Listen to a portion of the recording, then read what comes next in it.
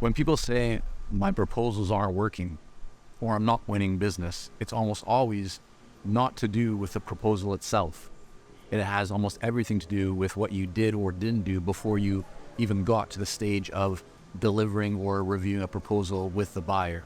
What I'm talking about is how you approach having an effective sales conversation, or sometimes referred to as a value conversation with a buyer, right? The proposal is really just about bringing that kind of mutual agreement, alignment, and making sure that you're on the same page. You're taking what you've already discussed with the buyer and essentially agreed to.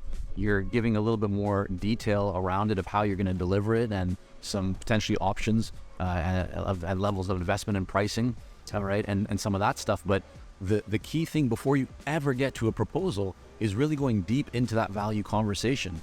And so what we've seen with so many consultants over the years that we've worked with is that they will have a conversation, they'll start working on a proposal, they will then share that proposal or, kind of go over it with a buyer, or even worse, and I talked about this in another video, just send the proposal to the buyer and wait for a response. Never do that, right? But one of the things that they when they get to the proposal or they're writing the proposal, they'll realize that they don't actually understand the value that their work is going to contribute or deliver or create for the buyer. And then it becomes very challenging to develop or create pricing based on value. And it's very hard to quantify and explain what the potential ROI, right, return on investment and value will be for that buyer.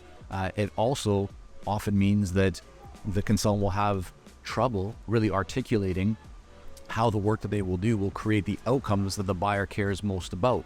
You see, all that happens way before the proposal. That needs to happen during the conversation that you are having with the buyer. That is the value conversation. Sometimes, again, referred to as a meaningful sales conversation. That's where you want to go beyond just surface level questions and really start getting deep into the core of what that buyer cares most about, right? What is important to them, understanding the impact that they want that project or that work, that engagement to have, how that'll help them in their career, how that'll help their organization, how that'll help their team, or whatever they care most about. But you need to identify that all in that initial conversation, or it could be multiple conversations, right, before you get to a proposal. Don't rush to get to a proposal without having a deep, meaningful value conversation, because if you do, you likely will be disappointed. But if you have that value conversation, in so many cases, you'll start seeing that you'll be in a much better position to win significantly more business at higher fees, because you'll be able to identify what that value is for the buyer and for their organization, and then be able to, again, articulate it and communicate it